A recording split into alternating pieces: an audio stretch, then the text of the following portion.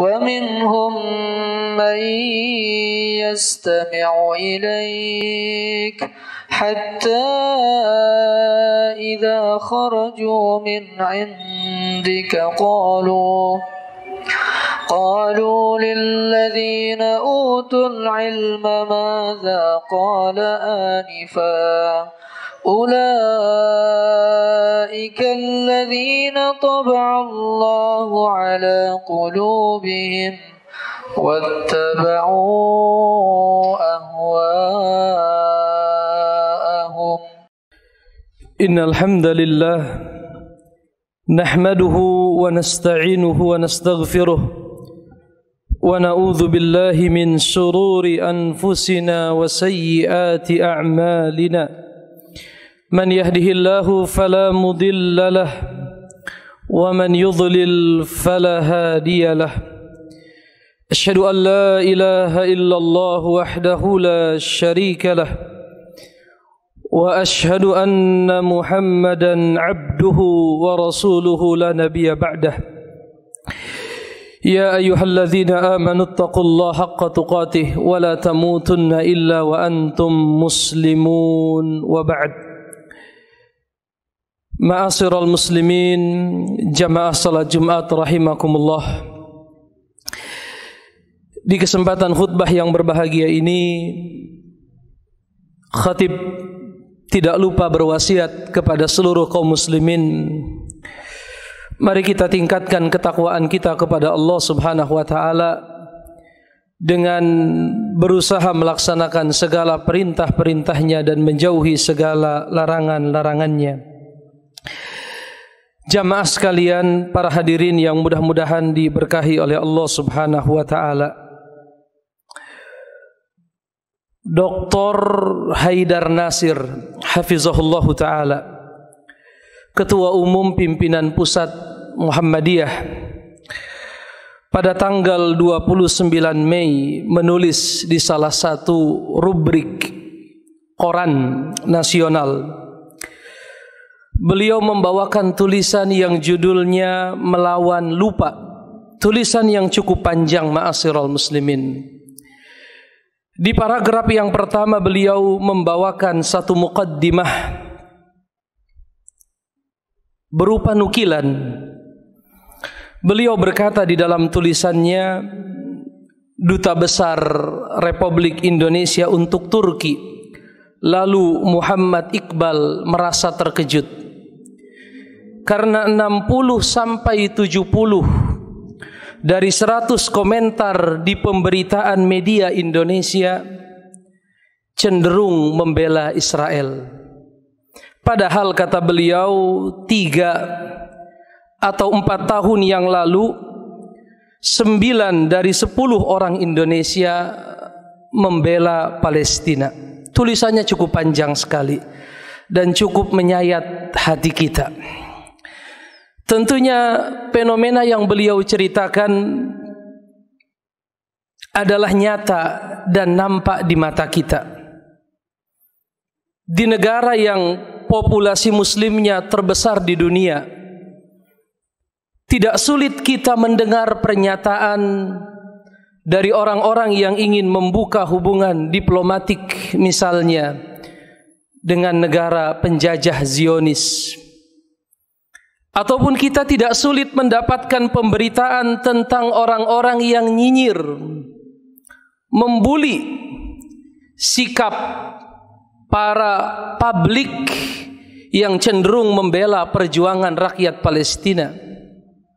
Contoh saja misalnya ada tokoh yang sebenarnya kontroversial, ya, Ulil Absar Abdallah. Dalam hal ini dia membuat satu tulisan yang cenderung membela perjuangan saudara kita di Palestina. Apa yang terjadi? Serangan begitu luar biasa. Padahal kita tahu siapa dan bagaimana sepak terjangnya selama ini.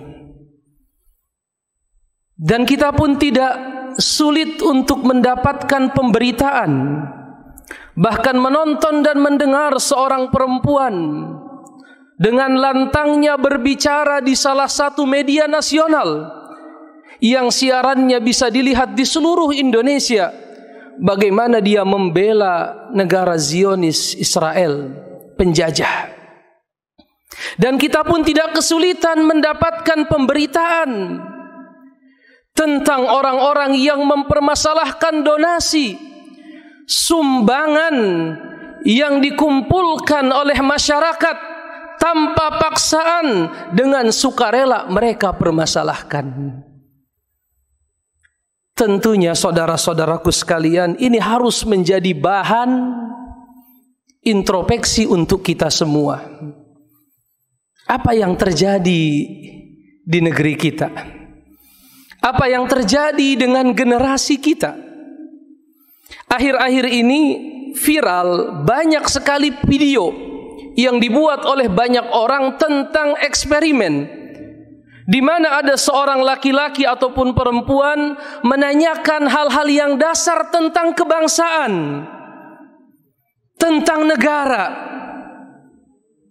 tentang hal-hal yang sebenarnya tidak patut untuk tidak diketahui. Tetapi banyak di antara generasi kita yang tidak paham tentang sejarah bangsa mereka sendiri. Dan ini ancaman yang begitu luar biasa, ma'asyiral muslimin. Bangsa yang generasi mudanya kehilangan identitas, tidak tahu sejarah, tidak tahu perjalanan bangsanya, apalagi akidah yang ada di dalam agamanya. Maka sekali lagi, ma'asyiral muslimin, fenomena sosial ini sudah seharusnya menjadi satu momentum kita semua untuk introspeksi diri. Saya berpendapat saatnya kita mencetak foto Masjidil Aqsa yang paling bagus, kita cetak dengan bingkai yang indah, kita pajang di ruang tamu kita, ma'asyiral muslimin. Selama ini yang kita pajang foto Masjidil Haram, foto Masjid Nabawi. Sekarang yang memiliki kesempatan, kemampuan cetak foto Masjidil Aqsa, dibuat bingkai yang indah, diletakkan di tempat yang terbuka. Biarkan anak-anak kita bertanya, foto apa itu ayah? Foto apa wahai ibu? Maka ceritakanlah tentang sejarah kita, ma'asyiral muslimin. Ceritakan kepada generasi muda kita, ceritakan kepada anak-anak kita, bahwa itulah kiblat pertama umat Islam. Qad nara taqalluba wajhika fis sama. Sungguh kami telah melihat wajahmu yang diangkat ke atas, wajah Rasulullah Muhammad sallallahu alaihi wasallam. Falanwalliyannaka qiblatan tardaha. Dan sungguh akan kami hadapkan engkau kepada kiblat yang engkau inginkan. Fawalli wajhaka syatral masjidil haram. Maka hadapkanlah wajahmu ke arah Masjidil Haram. Sejarah itu harus kita ulang, kita perdengarkan di telinga anak-anak kita. Bahkan kita katakan, nak, mudah-mudahan datang waktunya kita sholat di Masjid Al-Aqsa. Itu adalah wakaf kaum muslimin. Itu adalah pemberian dari Allah Subhanahu wa ta'ala. Kita ceritakan kepada mereka bahwa dahulu pernah terjadi satu peristiwa yang besar yang dialami oleh baginda Rasulullah Muhammad sallallahu alaihi wasallam, yang kisahnya diabadikan di ayat pertama surat Al-Isra, yang akan terus dibaca sampai hari kiamat. Subhanalladzi asra bi'abdihi laylan minal masjidil haram ilal masjidil aqsa alladzi barakna haulahu. Ceritakan kepada mereka, Maha suci Allah Subhanahu wa ta'ala yang telah memperjalankan hambanya di malam hari dari Masjidil Haram ke Masjidil Aqsa. Ayat ini akan selalu kita baca. Dan ayat ini, ma'asyiral muslimin, memberikan satu tanggung jawab besar kepada umat Islam, bahwa kita tidak boleh menyepelekan, menganggap remeh, apalagi tidak peduli dengan permasalahan Masjidil Aqsa. Dia adalah kiblat pertama umat Islam. Dan Rasulullah Muhammad sallallahu alaihi wasallam datang dengan syariat yang mengikat Masjidil Aqsa sebagai salah satu bagian dari syariat yang tidak pernah bisa dilepaskan. Rasulullah datang dengan syariat, dengan ajaran agama yang mengikat Masjidil Aqsa menjadi satu kesatuan sejarah dan akidah yang tidak bisa dilepaskan sampai hari kiamat. Dalam hadis yang diriwayatkan oleh Al-Imam Al-Bukhari dan Muslim dari sahabat yang mulia Abi Sa'id Al-Khudri radhiyallahu taala anhu, baginda Rasulullah Muhammad alaihi salatu wassalam bersabda, la tashuddur rihal illa ila thalathati masajid. Janganlah kalian melakukan perjalanan safar, perjalanan yang jauh, perjalanan yang membutuhkan kesiapan yang besar, kecuali ketiga masjid, Masjidil Haram, Masjidi Hadza, yaitu Masjid Nabawi, dan Masjidil Aqsa. Bahkan dalam riwayat dikatakan, baginda Rasulullah Muhammad sallallahu alaihi wasallam pernah bersabda, as-salatu fil Masjidil Haram, sesungguhnya salat di Masjidil Haram pahalanya adalah 100.000 kali salat di tempat yang lain. Salat di Masjid Nabawi pahalanya adalah 1000 kali salat di masjid yang lain.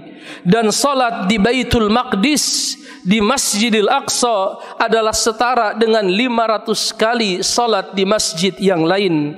Oleh karenanya ma'asyiral muslimin, mari sama-sama kita melawan ghazwul fikr, yaitu perang pemikiran, perang media yang hari ini dilancarkan oleh musuh-musuh umat Islam. Kita bersedih, generasi muda kita apabila ditunjukkan foto-foto game online, simbol-simbolnya, dengan mudah mereka menjawab, dengan mudah mereka menyebutkannya. Tetapi ketika yang disebutkan adalah poin-poin yang mendasar dalam agama, tanyakanlah kepada mereka apa itu rukun Islam, tanyakan kepada mereka apa itu rukun iman.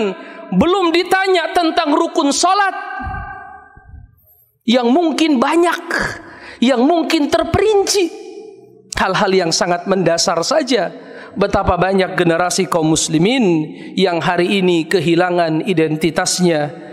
Ma'asyiral muslimin, mudah-mudahan Allah Subhanahu wa taala senantiasa memberikan kita semua taufik, mengampuni dosa-dosa kita, dan mudah-mudahan kita diberikan kekuatan oleh Allah Subhanahu wa taala untuk memperjuangkan agama Allah Subhanahu wa taala dan untuk melahirkan generasi-generasi yang rabbani, generasi-generasi yang akan mendapatkan pertolongan dari Allah Subhanahu wa taala.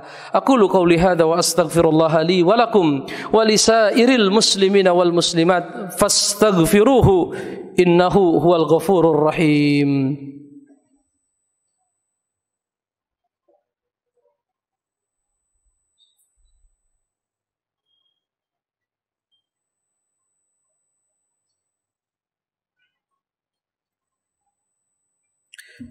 Innal hamdalillah nahmaduhu wa nasta'inuhu wa nastaghfiruh wa na'udzu billahi min shururi anfusina wa sayyiati a'malina. Man yahdihillahu fala mudilla lahu wa man yudlil fala hadiyalah. Asyhadu an la ilaha illallah wahdahu la syarika lah wa asyhadu anna Muhammadan abduhu wa rasuluh la nabiyya ba'dah. Wa ba'd. Di khutbah yang kedua ini, ma'asyiral muslimin, khatib kembali berwasiat, marilah kita tingkatkan ketakwaan kita kepada Allah Subhanahu wa taala dengan melaksanakan segala perintah dan menjauhi segala larangan. Mudah-mudahan Allah Subhanahu wa taala senantiasa memberikan kita semua keistiqomahan, kemudahan di dalam melaksanakan segala perintah Allah dan dijauhkan dari segala perkara yang dimurkai oleh Allah Subhanahu wa taala. Innallaha malaikatahu yusalluna 'alan nabi ya ayyuhalladzina amanu sallu 'alaihi wa sallimu taslima.